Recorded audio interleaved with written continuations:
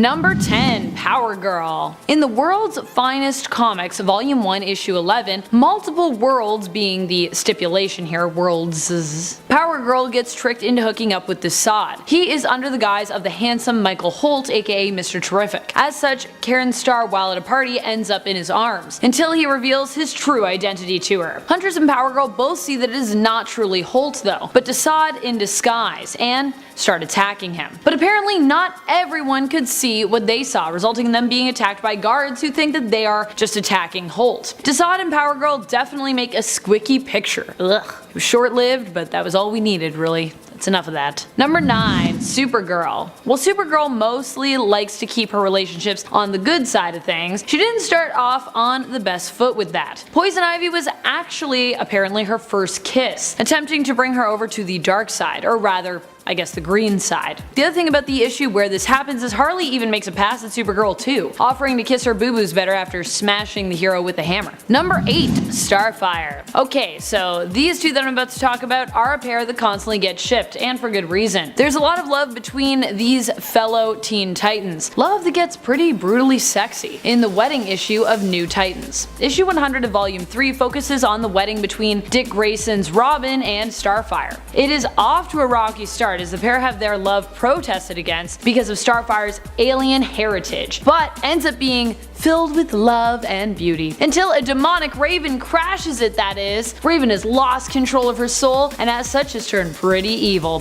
What's a girl to do but crash your old friend's wedding, confess your love for the bride, and then make out with her, injecting her with another soul of one of Trigon's children? I mean, hey, if that isn't what true love is about, then what is? Number 7. Iron Man and Madame Masque. Now comics love to give heroes a villain to tempt them if they can, to increase the drama. In Tony Stark's case for a while that was Madame Masque. It wasn't uncommon in early Iron Man for the ladies Tony loved to either be secret or blatant villains. So Madame Masque, Whitney Frost, yes she has another name but I don't feel like butchering it. These two would come to know both of each other's identities and start a romantic relationship. Madame Masque was moved by the concern Tony showed over her face. She's down for people who don't care about her scars. It is sweet, but this would all break down when she had to choose between him and her father. And she found that she just couldn't. She and Tony still have a complex relationship, but it's not as romantic of one. Number 6. Jason Todd and Talia al Ghul. Let's squick you out. Now at the time this happened, Jason was not a superhero, but he would be if you count Red Hood like that. And he was Robin before, so haha, take that, it counts. So initially, after Jason was resurrected officially after the fake out Hush resurrection that would then turn out to be real, complicated yes, Jason would have a backstory of being taken from the streets by Ra's, who was training him to use against Batman, but he was a bit more of a brain-dead husk than who he used to be. Then Talia took pity on him and put him in the Lazarus Pit. She was treating him as a mother figure would. She took him under her wing and trained him, but she would then tell him about Tim Drake, the third Robin, to get him all riled up, and also tell him how Batman had at that time taken out her father, and that she needed him to punish him for her. Then she had sex with him.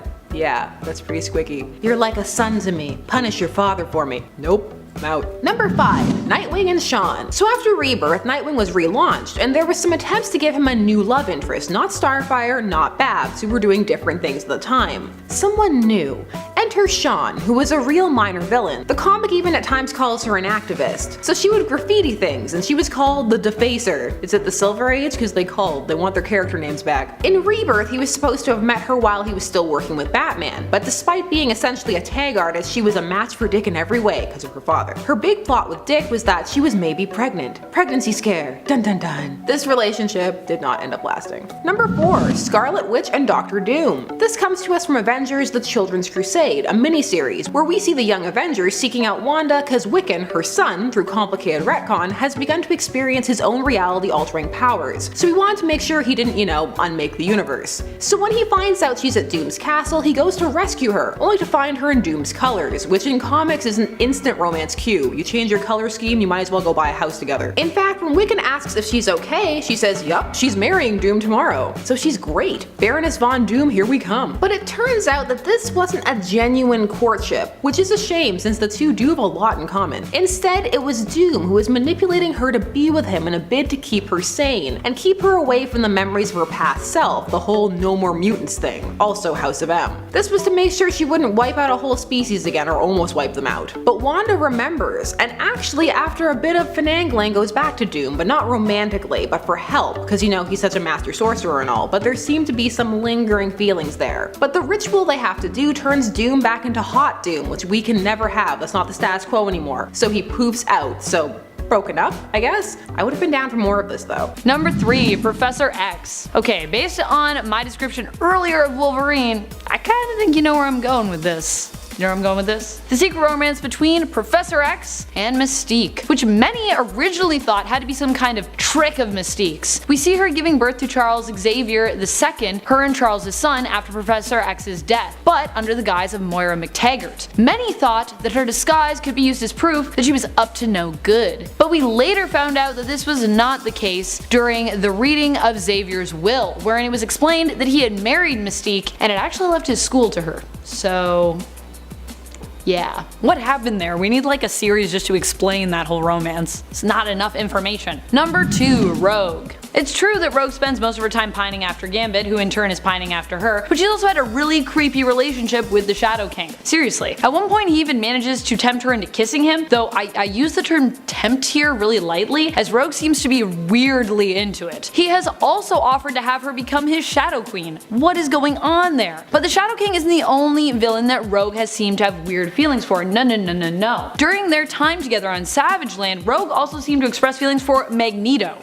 Yeah, Magneto. Though the two had to part ways as Magneto felt they were just simply too different. Not that he was simply too old, which also there might be something to that.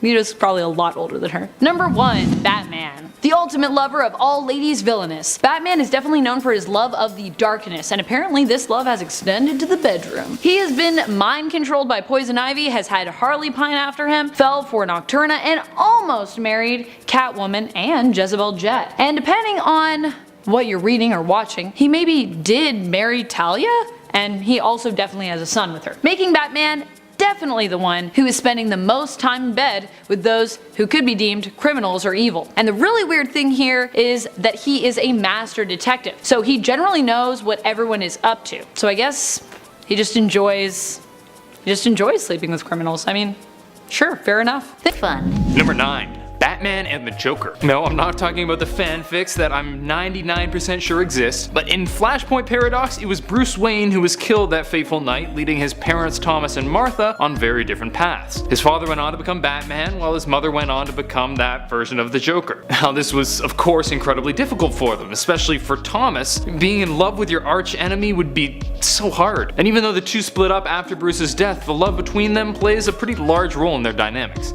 Up next, number 8 is Wasp and Magneto. Kind of a cheat here. From the original Secret Wars issue number 3, Magneto and Wasp play a little tonsil hockey with one another. Yep, that's a thing I just said. Tonsil hockey. Many people blame this on Jim Shooter, and his lack of understanding of the characters that Chris Claremont had developed so well up until this point. Anyway, this kiss was only a kiss.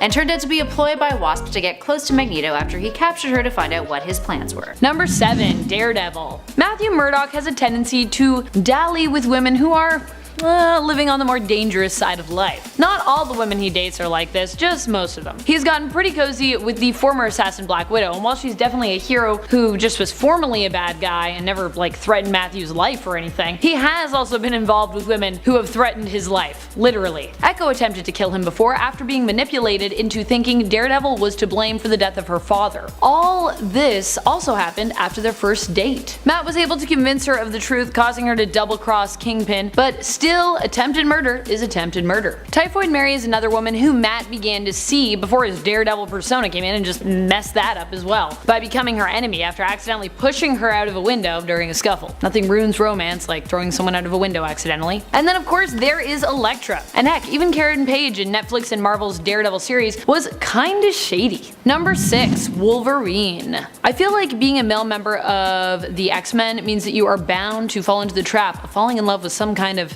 villainess at some point. Heck, even if you're a female, you might fall in love with the villainess. But especially if you are a straight male X-Men member. It's totally gonna happen to you then. And granted, a good number of them are straight and male, so pretty much applies to a lot of them. Wolverine, of course, is no exception. As a straight male member, he has fallen into the arms of the famous shape-shifting villainess Mystique, whose charms have allowed her to find herself involved with many male and female mutants. But beyond that, he also had a thing with Madame Hydra, aka Viper. She ended up kidnapping him and reminded him of a debt that he owed her. Out of honor, Wolverine agreed to repay the debt by doing as she asked and marrying her. Wow, that's a pretty big debt. She wanted Wolverine for more than just his personality and looks though. She was actually after his influence more than anything, and her marriage to him succeeded in getting her what she wanted, which was to become the princess and ruler of Madripoor. Later, in exchange for saving her life though, Wolverine was able to negotiate a divorce. Thank goodness. Number 5. Spider-Man. Just like Batman has his Catwoman, Spider-Man has his Black Cat. Is it crazy that both Marvel and DC have superheroes who evoke the look and abilities of a creature, and then both also coincidentally have feline-inspired criminal loves?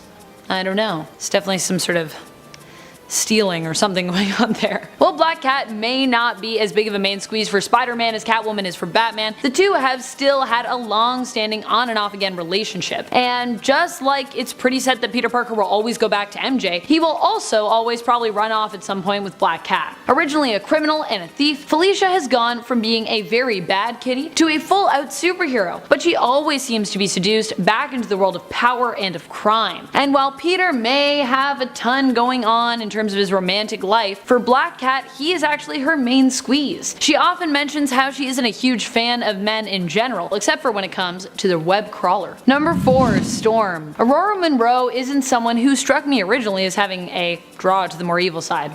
Of course, I'm always thinking of 90s Storm in the animated series just watering plants, making plants grow through little localized storms. Despite how stormy she was made to look when using her powers in the X-Men films. Out of context, seeing Halle Berry's eyes go all white and just watch her start creating storm clouds and lightning bolts makes her look like some kind of villain out of a horror film. Do you know what happens to a toad when it's struck by lightning? It dies. It gets electrocuted and dies. So while many of us comic book nerds may now think of Storm as one of T'Challa's true loves, it's no surprise that she has felt the pull towards those less good once or twice. Like the time she spent with Dracula, or better yet, the time that Dr. Doom kidnapped her, and she actually kind of seemed to think that Victor was like a gentleman, and remarked that she was actually having a pretty good time. Remarked in her mind bubbles, but yeah. Is it weird that I ship Doom and Storm? Doomstorm! Make it a thing! I think it could be fun. I'm probably the only one. I'm sure I'm gonna say that and then no one in the comments is gonna be like, yeah, Dr. Doom and Storm, that's what we want. Number 3.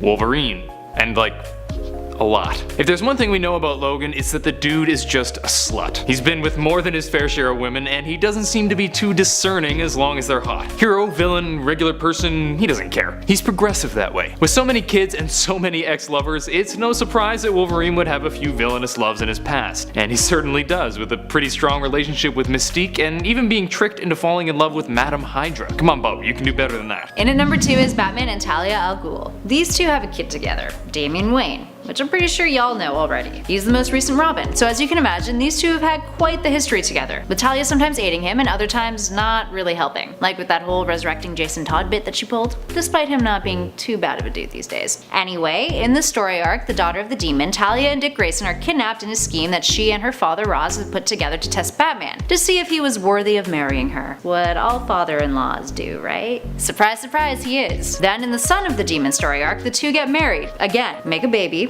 She fakes a miscarriage to save him from the heartache after she realizes they could never be together, and the rest is history. Number 9. She-Hulk and Juggernaut. This happened during Chuck Austin's run on the Uncanny X-Men, a run that is disliked by many fans, and in it we had one of those reformed Juggernaut sightings. So Jen becomes attracted to him and the two hooked up, and destroyed a hotel room because they're both big and muscular and it's funny. This also happened when she was his defense lawyer. Ethics, what are those? Other writers would not be down for this and relegate it to an alternate universe Jen, because main verse Jen would never. I don't know if we can say that. Star Fox? Is Star Fox worse or better than Juggernaut? I don't know. know. What's the metric? Dan's slot would be the one to be like, it's okay guys, false alarm, nothing to see here. But there would still be a gross line of Wolverine telling Jen after she hit on him that he doesn't want Juggernaut's sloppy seconds. Ew. Also, but you'll take Sabretooth's? Where's the line, Logan? I mean, James. Number 8. Nightwing and Mirage. Nightwing over time has developed a reputation for being a hunk in the DC universe. All the people adore him. Him, Dick, not Rick. So during the New Teen Titans run from the 80s, the villain Mirage took a liking to him, but knew she didn't have a shot. Not only does Dick not have a savior complex villain fetish like Batman, but he was dating, nay going to marry Starfire at the time. So what did she do? She tricked him into being with her by turning into Starfire. He had no idea. And then when he found out that he'd been assaulted, the rest of the team called him a slut. Teen Titans go. Mirage was there at first to kill Donna Troy, to stop her son in the future. She was supposed to seduce Dick as part of the mission, but she really enjoyed it. She gave him a mullet and that Deathwing costume. Oh, Deathwing, what a time. Number 7. Deadpool and Lady Death. As with a number of other entries on this list, Lady Death may not exactly be a shining example of villainy since she doesn't seem to have any villainous intent. As with a number of other entries on this list, Lady Death may not exactly be a shining example of villainy since she doesn't often have villainous intent per se, and really Deadpool isn't always heroic himself, but hey, they're a match made in heaven. However, Death itself is tied pretty heavily in with villainy, so I think she qualifies from body count alone. As many of you likely know, Deadpool has quite a thing with death, to the point where Thanos cursed Wade with immortality just so he couldn't die and be with Death forever. These two have a pretty epic love story, kind of an R-rated Ross and Rachel, and even though they probably won't end up together, I'll always be rooting for them. Get off the plane, Death. Get off the plane, Death. Up next, number 4 is Captain Atom and Plastique. Plastique was first introduced to us as a terrorist trying to aid in getting Quebec to separate from the rest of Canada. Some intense FLQ vibes there, friends. And you Canadians out there, you should probably know what I'm talking about. She was a failed suicide bomber. Tried to assassinate both the Canadian Prime Minister and the American President. Tried to blow up the Parliament buildings in Ottawa and the Statue of Liberty. Then got captured by Captain Atom, thus beginning their slow burn of a love affair. After joining the Suicide Squad and reforming as a mercenary, that is. Number 3. Supergirl and Lex Luthor. Now Supergirl has had some intriguing romances, with Brainiac 5, with her horse, Comet. That was when he was posing as a man. But the Lex plot was a bit disturbing. At first it appeared she was with his son, Alexander Luthor Jr., which would have been okay. But then it turned out that Lex was inside his son's body posing as his own son. But this Supergirl was slightly different, she was known as Matrix, there was other Earth stuff involved, it was pretty convoluted. However, Luthor wasn't even with her because he wanted to be with her, it was because he wanted to develop clones of her, which is pretty standard Lex fare, just look at Connor. Clones everywhere. But that's a relationship ender, so she dumped him back in 1994. Number 2. Wolverine and Mystique. So remember when Wolverine was all no sloppy seconds? Well, he doesn't mean it, because he ended up hooking up with Mystique, even though I guess technically he was the first. It doesn't matter, it's still a gross line. The two actually met back in 1921, and she used him in a bank robbery, but these two would always drift together because of, well, their connection and the fact that they've both been around for longer than other people, and will be around for longer than other people after too. They've also moved in the same circles, kind of on opposite sides. They just kind of fall into each other, sometimes, but it rarely lasts. Too much bad blood and history between them. Mystique has her beliefs, and Logan has his angst and his pain, and the twain very rarely meet. But this is one that some fans would like to see more of. Would you? Let me know down below. And number 1, Batman and Nocturna. Let's be real, I have a hard time seeing Batman turn down many of his rogues if they propositioned him. If you wrote it right, you could probably get away with it. He really wants to see them get better, to see the light. So at one point in his history, he had a relationship with Nocturna. This is pre-Crisis Nocturna. This plot, oh man. So Nocturna became one of those people who was entangled with both Bruce Wayne and Batman, but she also got into a custody battle with him for Jason. She was a surrogate mother to him and even adopted him. And you know what she didn't do? Sleep with him. Looking at you, Talia. But she didn't want to take Jason away from Bruce, so she proposed the next best solution in her eyes, an actual proposal. The two would get married and be Jason's parents together. Poor Jason, just being used as a pawn. She was actually in love with Bruce, and they did get married, but obviously it did not last.